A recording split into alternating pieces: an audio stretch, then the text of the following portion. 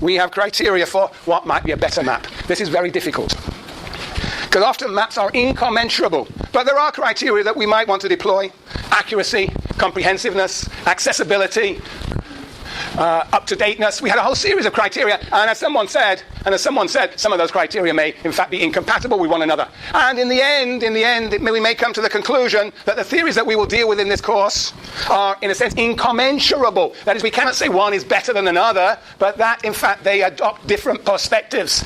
We will see. We will see whether we can say definitively one theory is better than another. Okay, next point is that we're interested in the history of social theory.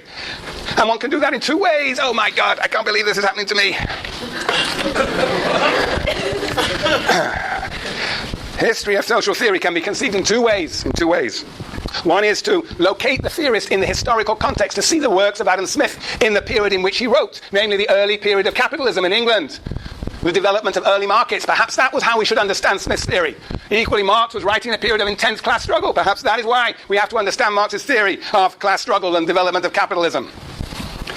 Yes, that is one approach. But my view, the approach that the approach we will take in this course is one that examines and interrogates theories on their own terms, tries to put together the theory of Smith, of Marx, of Lenin, of Gramsci, of Fanon, of Durkheim, Foucault, Weber, and feminism.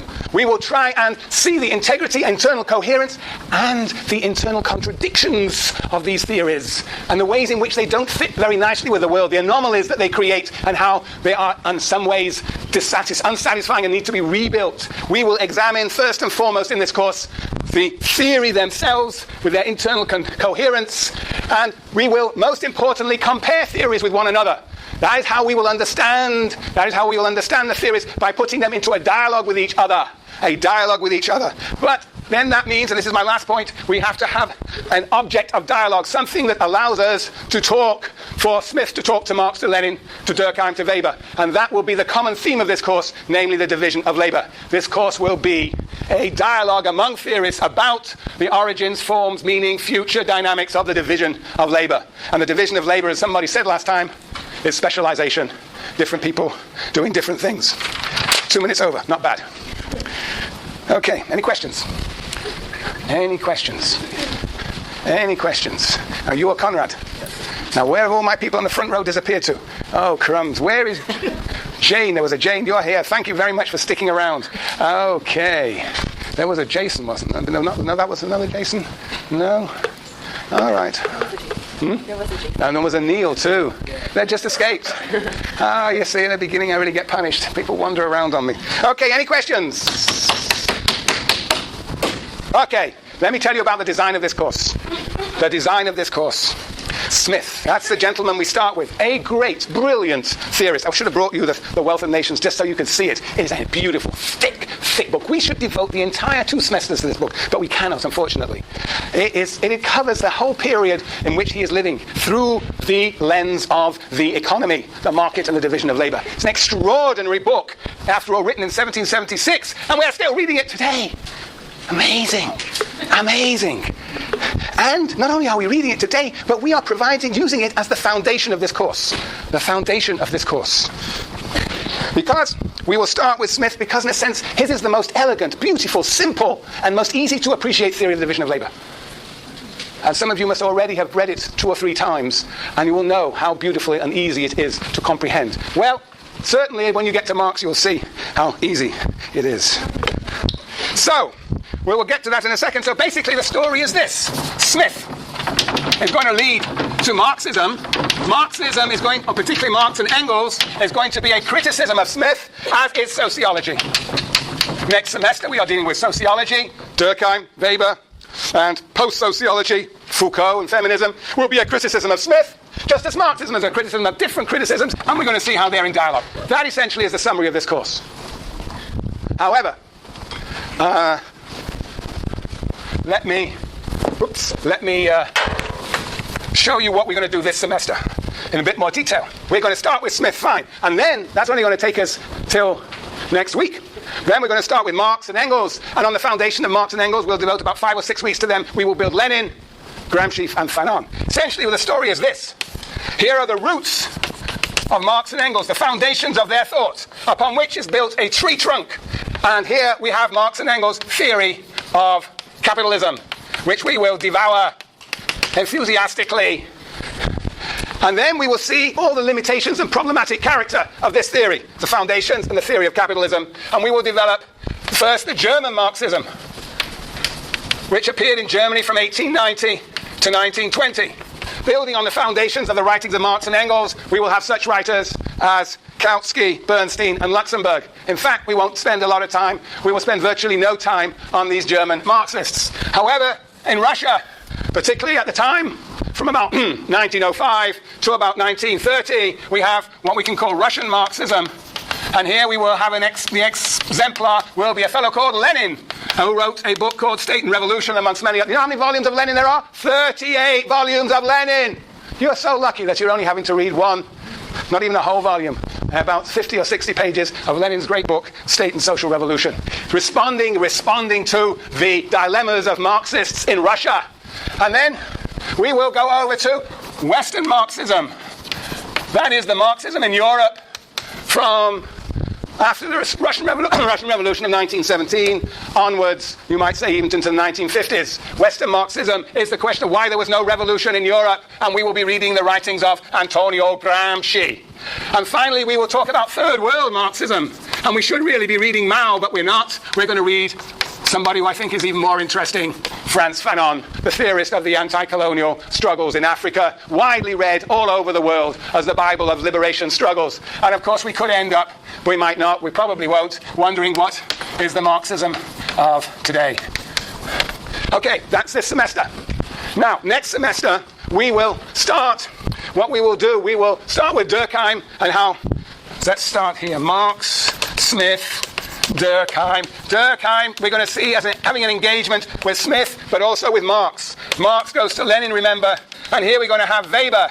Weber turns out to be having a fascinating debate and discussion with Lenin. Then we go to Gramsci, and it turns out that Gramsci is also wonderfully in opposition to, but also in sync with, a fellow called Foucault. Has anybody read Foucault before? This class, anybody? 1, 2, 3, few of you. In sociology, where have you read Foucault? Which class? Gender and Women's Studies.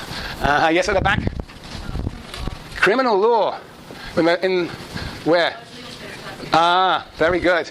Yes, Foucault is read all over the place. Very good. Well, we're going to read Discipline and Punish. And finally, Fanon, that's this semester, is in dialogue with Beauvoir. Both were, in fact, very close associates of a very famous guy called Jean-Paul Sartre.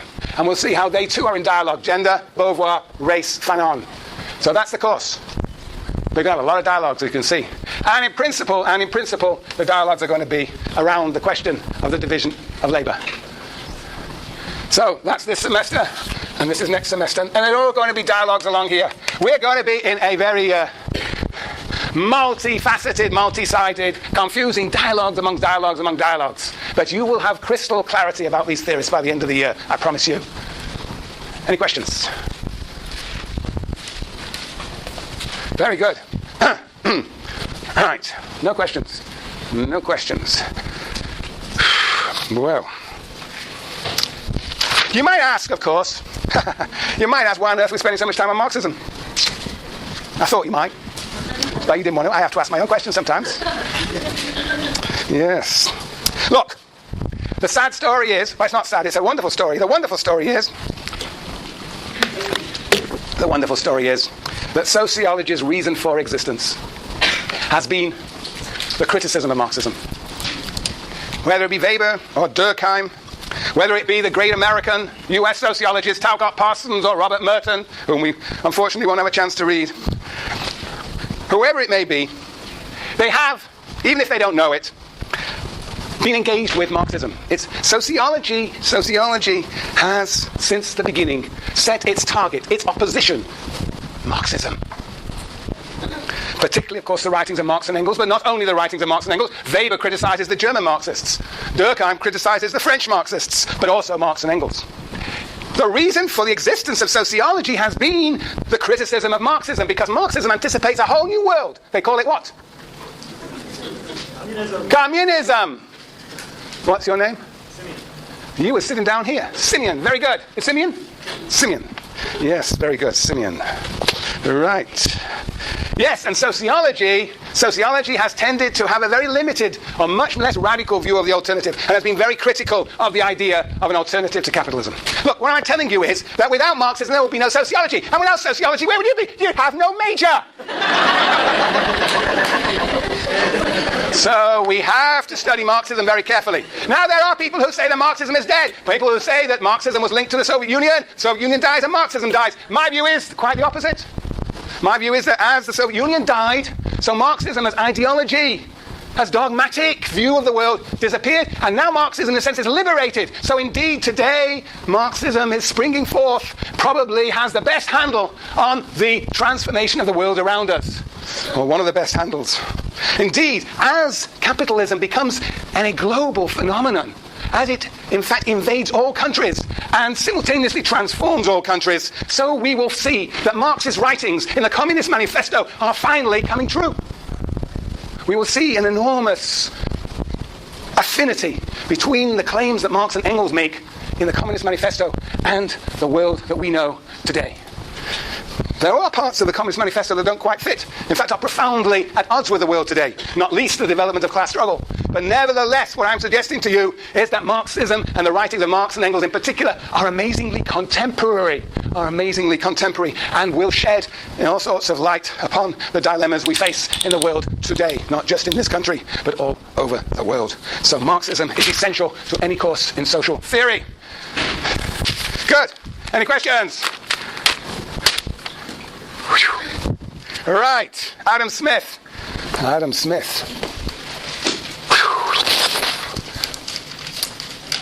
He lived from 1723 to 1790. Towards the end of his life, all sorts of things happened. Not least the writing of The Wealth of Nations in 1776, his famous book. But what else happened towards the end of his life? Yes?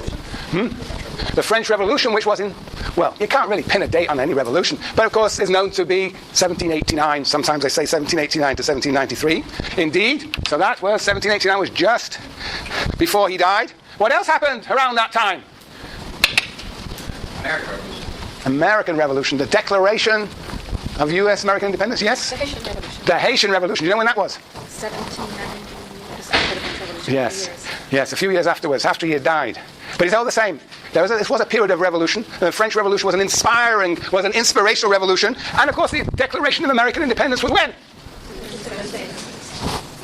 1776, which was exactly the year in which The Wealth of Nations was written. So the ideas associated with these revolutions you can see already present in the writings of Smith. Yes. But Smith was where? He was a Scotsman. He lived in a place called Scotland much of his life. He did spend a lot of time in France and was very influenced by the French Enlightenment thought. He was a philosopher, and a very absent-minded philosopher too. There are many apocryphal stories about the ways he would lose his way in Glasgow and would perform in all sorts of strange manners. Anyway, it doesn't matter. We're interested in art and his absent-mindedness, and that's been in this great book, The Wealth of Nations. And how it was influenced, indeed, by the French Enlightenment. He was in France, actually. He was tutoring a son of some big duke in France, and he managed to get into conversations with many of the French Enlightenment thinkers. Now, what were the French Enlightenment thinkers? What were they concerned with? What were the issues they were involved in? Well, this is not a course on French Enlightenment, so let me very quickly tell you what I think are at least 4 basic issues of French Enlightenment thought, which we will find in Smith. One is the skepticism toward inherited bodies of thought. There was, in a sense, an iconoclasm, a criticism of inherited bodies of thought. Philosophers were not accepting what was given, but interrogating what was given, and subjecting it, and this is my second point, subjecting it to empirical examination. Subjecting views about the world, philosophies about the world, subjecting them to empirical interrogation. What this meant, and this is the third point, there was a stress on rational faculties, on people's rational faculties, a capacity to reason, rather than, and they were put in opposition, rather than on religious sentiments, the taken for granted views associated with various theologies. And finally, the fourth point is the rise of individuals.